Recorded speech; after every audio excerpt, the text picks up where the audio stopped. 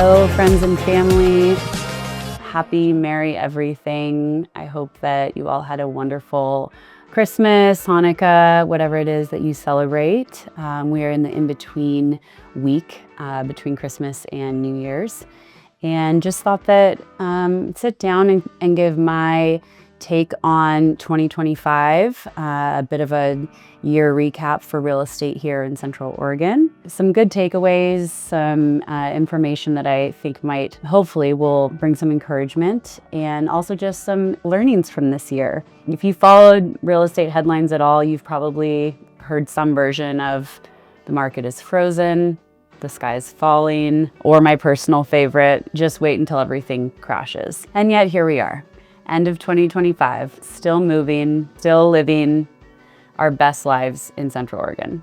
So today I want to do something very unsexy, but very useful. A grounded, honest, end of the year look at what actually happened in the Central Oregon real estate market. What mattered, what didn't, and what I see carrying forward into 2026. No fear-based takes, no hype, no pretending like I have a crystal ball, just perspective. From someone who grew up here, from someone who's watched this town evolve, and somewhat from someone who works in the market every single day. So looking at the big picture, let's zoom out first. 2025 was not a boom year. It also wasn't a bust year. It was a year of normalization. Interest rates stayed higher than what a lot of people got used to during COVID and over the last decade. Because of that, buyers recalibrated, sellers recalibrated. The days of throwing a house on the market on a Thursday and choosing from 17 offers on a Monday are mostly over. Honestly though, that's healthy. What we saw instead was a return to fundamentals. Pricing mattered again, presentation mattered again, location really mattered again. In Central Oregon specifically, demand didn't disappear. It became more selective.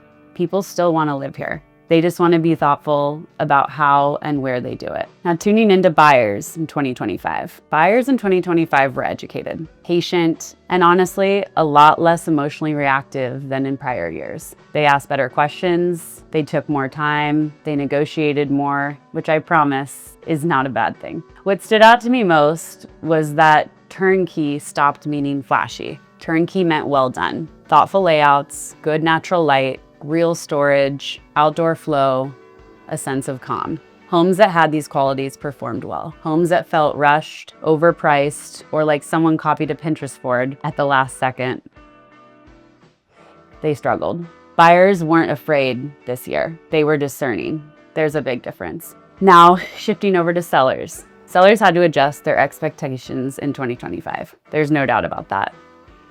And the ones who did sold well. The ones who didn't sat longer, reduced later, and felt more stressed than necessary. Pricing ahead of the market instead of chasing it later became the winning strategy, at least in my sphere. So did preparation. And preparation wasn't just staging and photos. It was understanding your micro neighborhood, knowing what buyers were actually comparing your home to, and being honest about condition and value. In Central Oregon, especially on the west side, buyers are savvy. Many of them have lived here before or have been watching from afar for years. You can't bluff your way through that. All right, honing into Discovery West and West Side, which is where my team does a lot of our business. Across the West Side, and especially in Discovery West, 2025 was about maturity.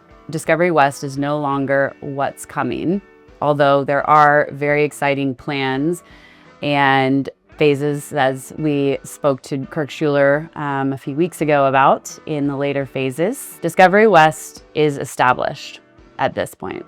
It's lived in, it's community forward, and that shift matters. Buyers understand the difference between new construction and intentional construction now. They're paying attention to architecture, layout, to walkability, to how a home actually supports their daily life. Northwest Crossing and Discovery West showed similar patterns. Homes with trails, thoughtful design, and a clear lifestyle story held their value well. Homes without a story had a harder time standing out. Across the west side, the takeaway was simple. Lifestyle sells, always has, and always will. So what actually mattered in 2025? If I had to sum up this year in a few simple truths, these would be it. Real estate slowed, but life did not. People still moved for family, for work, for health, for the lifestyle. The market rewarded clarity, clear pricing, clear design, clear expectations, and the noise was louder than the reality. If you ignored the headlines and focused only on your specific situation, most decisions became much more clear. Now, looking ahead to 2026, I don't feel euphoric.